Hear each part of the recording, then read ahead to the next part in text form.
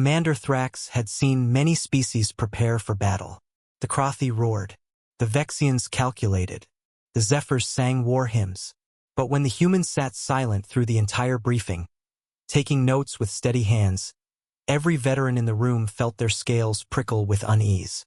The Coalition war room buzzed with activity. 37 species gathered around the holographic display showing their target. A Dominion fortress that had resisted 17 assaults. Each race brought their specialty.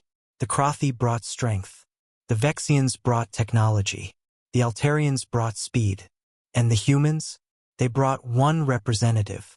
Lieutenant Sarachin. The fortress has triple shields, Commander Thrax explained, his forearms gesturing at weak points. Their garrison numbers 50,000. We'll need perfect coordination. The Crothi pounded the table. Give us the vanguard. We'll smash through. Inefficient, the Vexian representative calculated. A 63% casualty rate. We propose orbital bombardment first. Too slow, the Altarian chirped. Quick strikes at their supply lines. Starve them out. Arguments erupted. Each species advocated for their method, their strengths, their glory. Through it all, Lieutenant Chin remained silent. She wrote in her notebook, studied the hologram, said nothing. What about the humans? Thrax asked, protocol demanding input from all coalition members. Lieutenant Chin? She looked up. Calm. Focused. How many civilians in the fortress? The room went quiet. Nobody had asked that. Irrelevant, the Crothi general growled. This is war. 12,000 the Vexians supplied after a quick calculation. Non-combatants. Workers. Families. Chin nodded. Wrote it down. Thank you. That's all. Thrax pressed. No strategy? No input. When humans are quiet, we're not absent. We're thinking, she said simply. And when we're thinking, we're dangerous. The coalition launched their assault at dawn. The Crothi charged, their battle cries echoing across the battlefield. Shields flared. Weapons fired. The fortress held as it always had. The Vexians deployed their technology. Drones swarmed. Hack attempts failed. The fortress adapted. The Altarians struck supply convoys. The fortress had reserves. Months of them. Where are the humans? Thrax demanded from the command ship. One human company. That's all they brought. 100 soldiers who hadn't joined any assault. Grid reference 779, his aide reported. They're building something. On the barren plain, away from the battle, humans worked. Not fighting. Construction. They assembled prefabricated structures. Deployed equipment. Raised antenna arrays. The coalition watched in confusion as a small settlement took shape. What are they doing? The Crothi general raged. We're dying against those walls and they're playing architect. The thing about humans, Chen's voice came over comms, is we don't fight the battle you expect. We fight the one that needs fighting. By the third day, the human settlement was operational. Lights glowed. Music played. The smell of cooking food drifted on the wind. And something else. Broadcasts. Not military frequencies. Entertainment channels. News. Sports. All beaming directly at the fortress. Silence means planning. And human plans are never what you expect. Chin explained when Thrax demanded answers. The fortress commander laughed at first. Pathetic human psychological warfare. His soldiers were disciplined.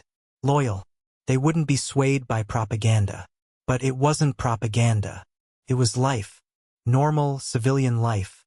The kind his garrison hadn't seen in years. Day 5. The first deserter. A maintenance worker who claimed he was checking perimeter sensors. He never returned. Day 7. 3 more. Day 10. An entire patrol. They weren't defecting to the coalition. They were defecting to that small human settlement that promised something the fortress had forgotten. Peace. When a human studies silence, they're not learning to be quiet. They're learning to listen, Chin told the confused coalition leaders. The broadcasts continued. Cooking shows. Children's programs. Music from a dozen worlds. The fortress soldiers, isolated for years, began to remember what they were fighting for, who they'd left behind, why they joined in the first place. You're not attacking, Thrax observed. The deadliest weapon isn't the one that kills. It's the one that makes killing unnecessary, Chin replied. Week 3. The fortress shields flickered. Not from assault. From neglect. Engineers had abandoned posts. Soldiers questioned orders. The perfect discipline that had repelled 17 assaults crumbled from within. Families inside the fortress heard the broadcasts too. Saw the settlement. Saw humans and coalition species living together. Working together. Not fighting. The fortress commander called for bombardment of the human settlement. His artillery crews refused. Destroy civilians? Women and children who'd done nothing but exist peacefully? They joined to defend, not massacre. Sir, a Vexian analyst reported to Thrax. Fortress communication intercepts show massive morale collapse. Desertion rates at 40%. Command structure failing. How? Thrax stared at the data. They've held for years. 17 assaults. And they're falling apart because of cooking shows? A quiet human is a thinking human. And thinking humans find solutions nobody else sees. Chen said. She'd never raised her voice. Never shown emotion. Just studied. Planned. Executed. The final assault wasn't needed. The fortress gates opened. Not in defeat. In surrender.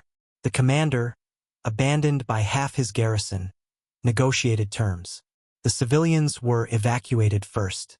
To the human settlement, where they found not conquerors but neighbors. The soldiers followed. Weapons powered down. War forgotten.